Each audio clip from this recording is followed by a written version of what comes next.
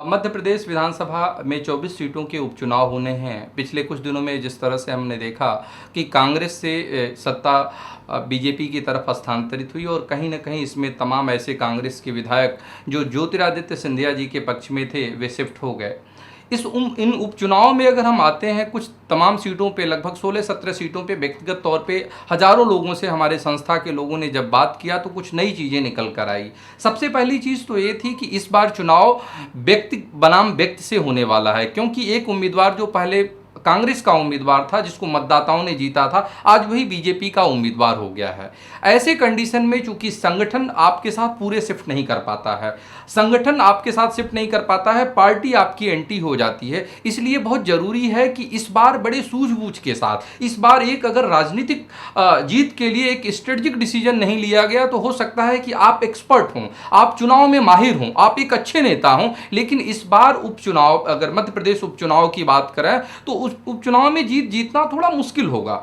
मुश्किल इसलिए भी हो सकता है कि जिस विधानसभा में अभी तक आप भारतीय जनता पार्टी की बुराई कर रहे थे, जिस विधानसभा में आपका कैडर सुबह से लेकर शाम तक भारतीय जनता पार्टी के मुख्यमंत्री और भारतीय जनता पार्टी के सोच विचारधाराओं को गाली देता आ रहा था, आज अब उसी के साथ उसी का बैनर लेके उनके बीच में जा रहे हैं, तब जब आपके साथ संगठन कम हो गया है। और संगठन के साथ साथ एक सबसे बड़ी चीज है, एक मान के चलिए कि आप कांग्रेस के उम्मीदवार थे उस विधानसभा में, आज आप भारतीय जनता पार्टी के उम्मीदवार बनने जा रहे हैं। भारतीय जनता पार्टी का जो स्ट्रक्चर है, अभी तक जो चुनाव लड़ता आया है, वो आपका साथ नहीं देगा। ऊपर से हो सकता है कि वो आपके साथ दिखे, लेकिन अंदर से कहीं ना कहीं वो आपकी बगावत करेगा और खिलाफत करेगा।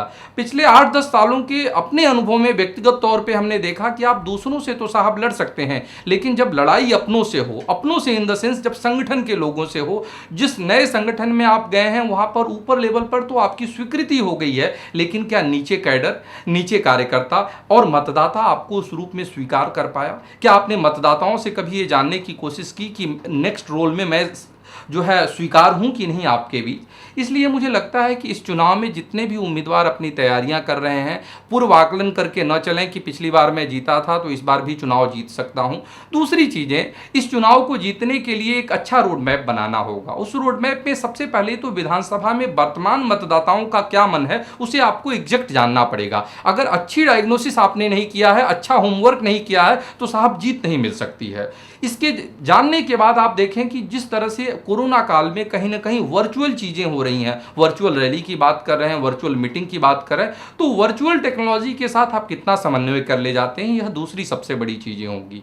जो भी आपके पास अपना संगठन है, पार्टी के संगठन के अलावा आपका अपना संगठन क्या है, अगर आप अपने संगठन को सतर्क करके रखेंगे तो वह जीत में आपका मददगार हो सकता है। पार्टी पे डिपेंडेंसी के साथ इन कुछ दिनों में आपको अपने संगठन को कैसे सतर्क करना है, कैसे ट्रेंड करना है, कैसे मोटिवेटेड करना है, उसमें एक प्रोफेशनल टीम की मदद ली जा सकती है। चौथी चीजें जो सोशल मीडिया पर आजकल चल रहा है कि सोशल मीडिया चुनावी जीत का एक आधार है, मैं मानता हूं कि सोशल मीडिया चुनावी जीत में एक कैटालिस्ट की भूमिका अदा करता है, लेकिन सोशल मीडिया के आधार पे आप सिर्फ चुनाव नहीं जीत सकते हैं। इसलिए जो ट्रेडिशनल वे ऑफ कैंपेनिंग थी उसको भी आपको समन्वय लेना पड़ेगा।